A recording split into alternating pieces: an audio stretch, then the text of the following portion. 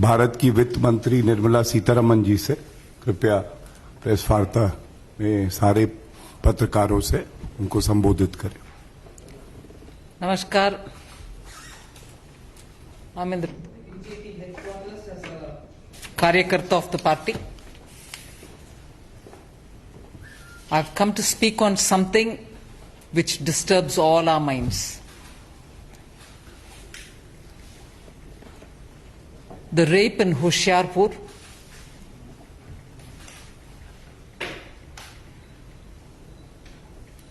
and the complete silence of the Congress party in this matter. A 6-year-old child of a migrant laborer from Bihar, Dalit, is raped, is killed, body half burnt, and it doesn't shake the conscience of the brother and sister pair who rush to every other chosen site which they think can help them politically. Let me first hurry and hasten to say, rape should not be politicized. No rape should be politicized. It's despicable that rapes happen and justice is delayed in some cases. And all political parties together will have to make sure that the system responds speedily and justice is delivered in time. But because we want our political games to be played, we are selective about voicing horror when it is in some states and remain in complete silence when it is uncomfortably in states which are governed by the Congress party. The enthusiasm with which, almost as though they were going for a picnic, the brother and sister pair which ran towards an unfortunate site where something had happened, you want to go, something is rape there. Of course, you're well within your right to go and raise the issue, demand justice for the family. But why not in Hoshiarpur? Why not if it is Rajasthan? The selective cry of outrage that the Congress party wants to show when it is elsewhere but not in their respective governed states is completely exposed. And so is the question for even Tejashwi Yadav, who's contesting in a very forceful manner with his party's leadership being on him. The Bihar elections, a Bihar small child, the daughter of a migrant worker in Punjab. Didn't you please check it up when you had a joint campaign with a Congress leader in Bihar? Are you not answerable to that family in Bihar whose migrant workers have gone there to Punjab?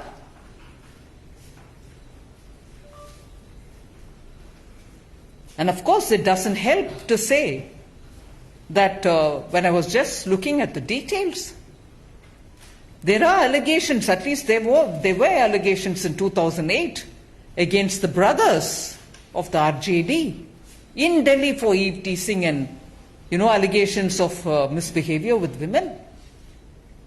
So it doesn't affect them. And of course, during the Jungle Raj in Bihar, we know what was the level of our law and order. Senior government officials' wives were misbehaved with. So it may not hurt the RJD because it's all right. That's how things were when they were in power.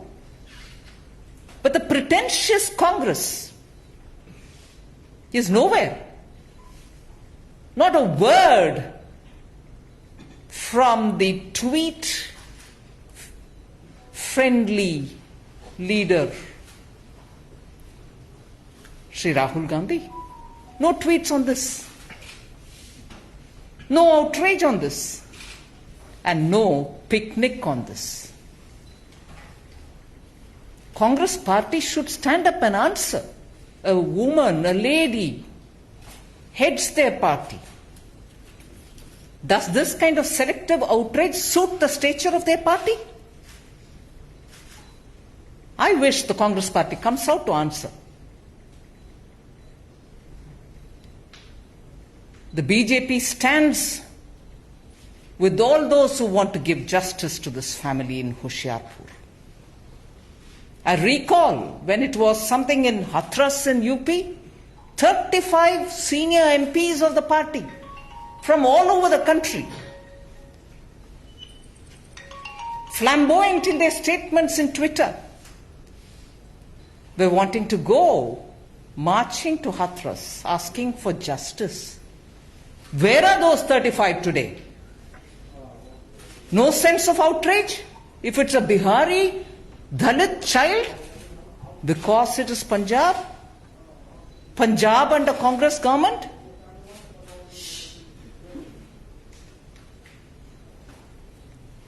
The BJP will stand for justice, and I'm happy one of our senior leaders took up the responsibility. Samplaji had gone to the place, and BJP will ensure justice is done to this family and in time. Thank you. Do you want to do it in Hindi in case? No, in case you want to say it in Hindi. Hey. हाँ? नहीं ठीक है, मगर मेरा हिंदी तो इतना खराब है जी, मैं बोलना हाँ सर, मैं प्रयत्न कर रही हूं मेरे हिंदी में। होशियारपुर में 6 साल की एक नन्ही लड़की के ऊपर दुष्कर्म हुआ, उनको मारा गया और उनके लाश को जलाने का कोशिश भी हुआ। बिहार से पलायन होते हुए आए हुए एक लेबरर के, माइग्रेंट वर्कर के परिवार से ये बच्ची, उनके काम खेती में कर रही थी, उनके परिवार खेती में काम करने वाले परिवार है, और दुष्कर्म के बाद लड़की तो मर गई। मगर आज भारतीय जनता पार्टी के इस ट्वीट से मैं कहना चाह रही हूं, कांग्रेस पार्टी की चुप्पी इस विषय के ऊपर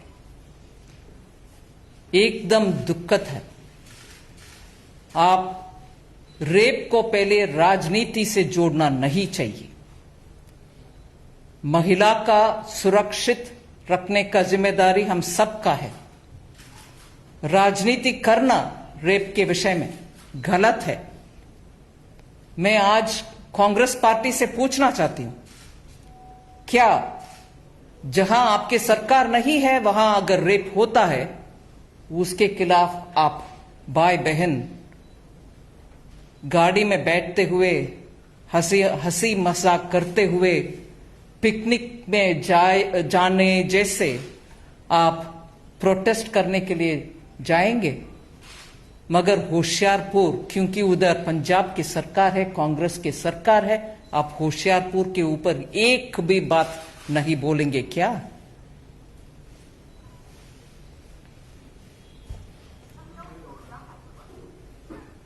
हर विषय में ट्वीट करने के लिए कूद पड़ने वाले राहुल गांधी जी, इसके ऊपर एक भी ट्वीट नहीं किया अब तक। 3 दिन, शायद 2.5 दिन हो गए।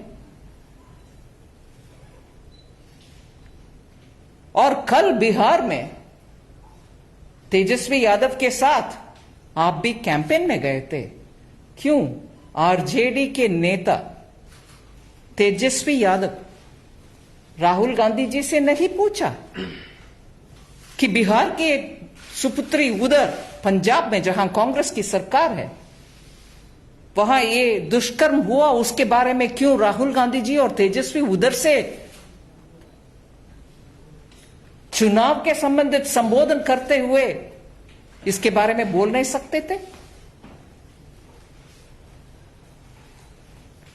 राजस्थान में या कहीं और जहां कांग्रेस की सरकार है वहां अगर एक ऐसे दुष्कर्म होता है वो उनको दिखाई नहीं देता। उनके राजनीतिक रोटी सेंकने के लिए बीजेपी के सरकार जहां है वहां ढूंढ ढूंढ कर जाने वाले 35 कांग्रेस के एमपी, वरिष्ठ एमपी गण पूरे देश में से इकट्ठा होकर के गए हाथरस के ओर। आज होशियारपुर के रास्ते उनको दिखाई नहीं दे रहा। क्यों नहीं? क्यों दिखाई नहीं दे रहा? कांग्रेस पार्टी अस्तित्व कंप्लीटली खो चुके हैं उनके। आज ऐसे राजनीति महिला के विषय में, महिला सुरक्षा के विषय में राजनीति करके उनके अस्तित्व ढूंढने वाले कांग्रेस को मैं याद दिलाना चाह रही हूं। बिहार के चुनाव में उनके साथ जो तेजस्वी यादव जी खड़े होकर के बात कर रहे थे,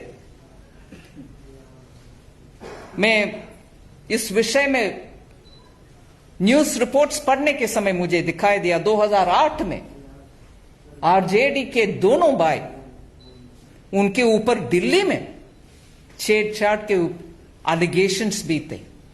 इसीलिए आरजेडी के नेतागण को बिहार के सुपुत्री के ऊपर क्यों याद और सम्मान मन में रहना चाहिए?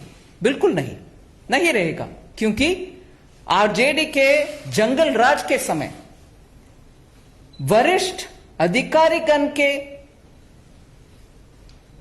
श्रीमती, वाइफ्स ऑफ ऑफिसर्स, उनके भी बहुत सारे ऐसे दुष्कर्म का रिपोर्ट्स मीडिया में है। इसीलिए कांग्रेस पार्टी भी, आरजेडी भी आज बिहार के चुनाव में खड़े होकर के इस विषय को छेड़ना उनसे नहीं होगा। मैं इस संदर्भ में आपके सामने, आपके द्वारा ये कहना चाह रही हूं कि बीजेपी बिल्कुल इस परिवार को न्याय दिलाने के लिए उनके साथ खड़े होकर के लड़ेंगे और उनको समय पर न्याय दिलवाएंगे। राइट? धन्यवाद।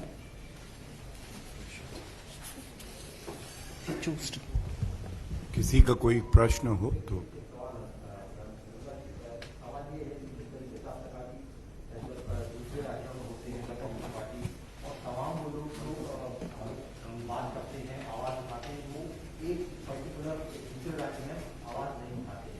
ऐसा एक और विषय है जो अभिव्यक्ति की आजादी की बात करते थे। रिपब्लिक मीडिया नेटवर्क के 1000 पत्रकारों पर एफआईआर कर दी, कोई नहीं बोल रहा है। किस तरीके से देखते हैं? इतिहास में ऐसा कभी नहीं हुआ कि 1000 लोगों पर एफआईआर दर्ज कर दी गई। किस तरीके से देखते हैं महाराष्ट्र की सरकार को और मुंबई की पुलिस कमिश्नर की स्थापना? ये तो कांग्रेस की डीएनए ही है। कांग्रेस पार्टी इमरजेंसी के समय, आप सबको याद होगा, विपक्ष के पूरे नेतागण को और मीडिया को इतना सता करके उन सबको जेल भिजवाए। आपको याद भी होगा एक और इंग्लिश न्यूज़पेपर पूरे उनके फ्रंट पेज को ब्लैक करके कुछ और नहीं लिखा था, ये था कांग्रेस के इमरजेंसी टाइम के खुश शासन। उसी डीएनए में चलने वाले आज महाराष्ट्र के कांग्रेस के सरकार भी, कांग्रेस अलायंस वाले सरकार भी यही तो कर रहे हैं। और मैं इस संदर्भ में विषय बोलना चाह रही हूं,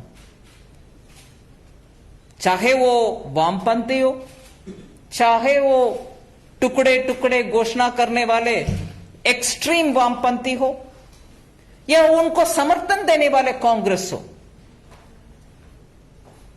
इसको जवाब दें जरूर कि इतने सारे अपशब्द माननीय प्रधानमंत्री जी के ऊपर बोलते आए हैं, माननीय गृह मंत्री जी के खिलाफ बोलते आए हैं, कहीं एक के खिलाफ कुछ एक्शन हुआ है क्या? नहीं। मगर उधर आप ही बोल रहे हैं मीडिया से 1000 लोग तक अरेस्ट करके बैठे हैं महाराष्ट्र में कांग्रेस के अलायंस वाले सरकार। मगर पूरी दुनिया में ये नेटवर्क जो चलती है वामपंथी और कांग्रेस का, भारत में फ्रीडम ऑफ एक्सप्रेशन के ऊपर बहुत दबाव है, क्योंकि इस सरकार एक बार जरा सच्चाई तो बाहर आए कि कौन सी सरकार के समय फ्रीडम ऑफ एक्सप्रेशन इतना दबाव में है। इमरजेंसी जैसे अभी जहां कांग्रेस के कुशासन है महाराष्ट्र, वहां हुआ है, ना कि कहीं और। मगर कंपैरिजन करते हैं, वो फ्रीडम ऑफ एक्सप्रेशन आज दिक्कत में है। कोई हमारे बीजेपी के सरकार जहां है वहां दिक्कत में कोई नहीं है। दिक्कत है तो कांग्रेस चलाने वाले सरकार जहां भी है वहां है दिक्कत। एक दूसरा इंसिडेंट भी आप शायद मुझे करेक्ट करिए, मैं गलत बोल रहा हूं तो, छत्तीसगढ़ में हुआ एक जर्नलिस्ट का पिटाई। मीडिया के भाई बहन जरा इसके ऊपर सोच ले, कांग्रेस के डीएनए किस हद तक जा सकते हैं फ्रीडम ऑफ एक्सप्रेशन को दबाने के लिए। और उनके पूरे कैंपेन का सर्किट, पूरे सर्किट, दुनिया भर के सर्किट लिखते हैं, इतने पन्ने पन्ने लिखते हैं कि फ्रीडम ऑफ एक्सप्रेशन खतरे में है। खतरे में कहां है? जहां कांग्रेस के सरकार है वहां।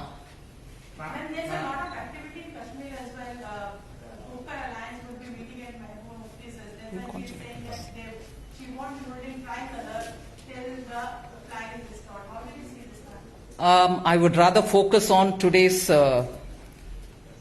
Hoshiarpur incident, and there will always be a time when I can come and meet up. Just one by one, please, and one request: if you have any question on the issue that has been covered by Nirmala ji today, that would be appreciated. One is for clarification. When you speak about two brothers of RJP, basically you are referring to Tejasvi Yadav and Til Pratap. Sorry? When you speak about allegations against RJP, Yes, I've seen it in the media. so you are referring to Tejasvi Yadav and Til Pratap. That's right. That is the media report which I have here, which is 2nd January 2008. And this is from the Telegraph newspaper.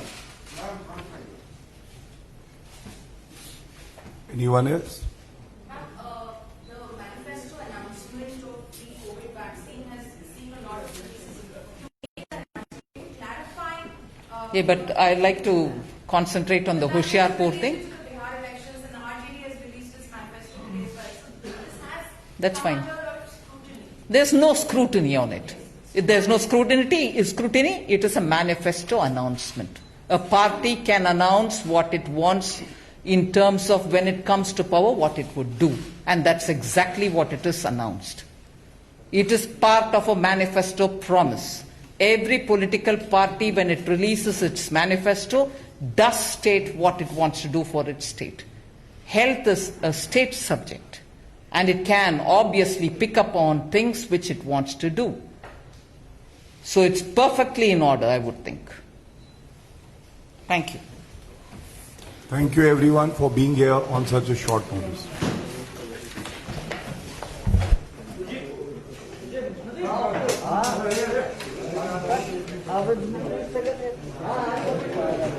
पंद्रह लोगों ने चाचा